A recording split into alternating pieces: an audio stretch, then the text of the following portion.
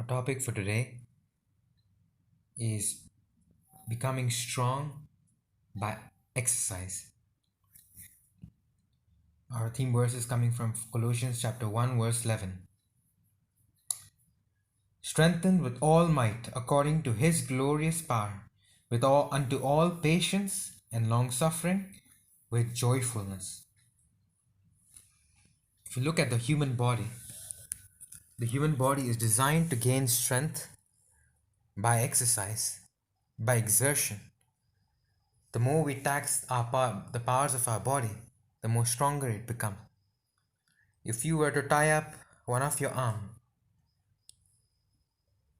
and let the other arm loose, you'd find within a few weeks that the arm that was bound up has become weak.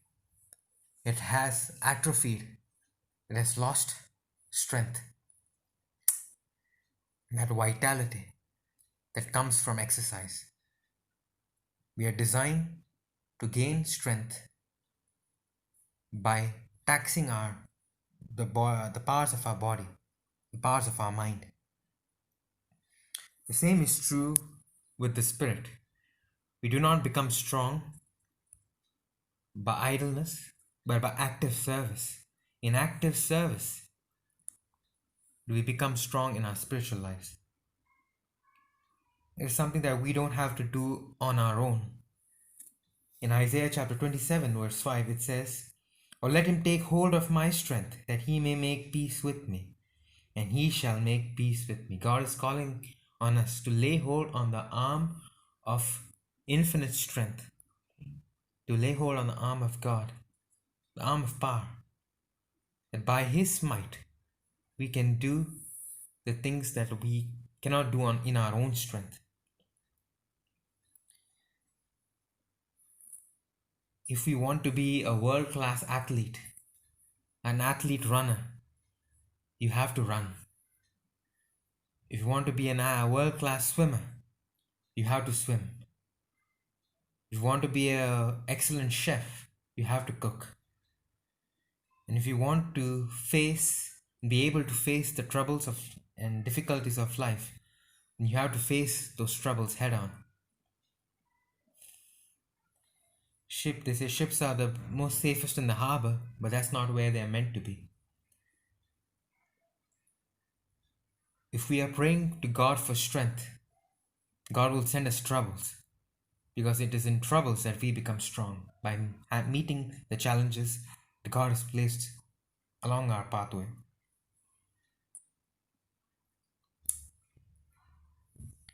Philippians chapter 4 verse 13. I can do all things through him who strengthened me. God is the one, ultimately, who gives us strength to meet the challenges of life.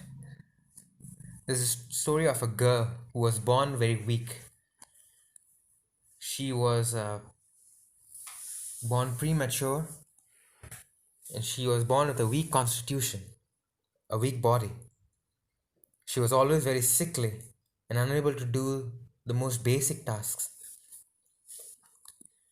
Her mother was a wise woman, and she told to this child, "Do you see that flower pot in the backyard? I want you to bring that flower pot through the back door and into the kitchen." And so the child did that. It was extremely difficult for her to move that flower pot in the very beginning. She tried with all her might. She couldn't even get that simple flower pot to budge. And she said to her mother, "I can't do it." The mother said, "Do as much as you can, and that will be enough." And so this little girl tries with all her might, and she's only able to move a few inches, and she gives up. The next day, the mother tells her to try again, and she tries again. The third day the mother tells her to do it again. The daughter is extremely tired. She's frustrated at this point. "Why are you making me do this? What's the point?"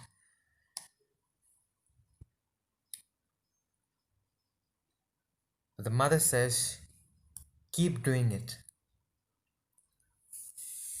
Don't worry about why you have to do this. Just listen to my voice.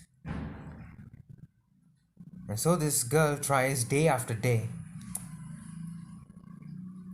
And soon enough, she's able to move that flower pot from a few inches to a few meters. And finally, she is able to bring that flower pot into her kitchen with ease. And the girl asked her mother, why did you ask me to bring the flower pot? What is the point of it? The mother says, there was no point to it. The whole thing was intended to make you strong. And it's only by exercise, by taxing our powers of body, soul, and spirit, that we are able to gain strength. But ultimately, it's not in our own strength. It is God who is willing to work in us. Isaiah chapter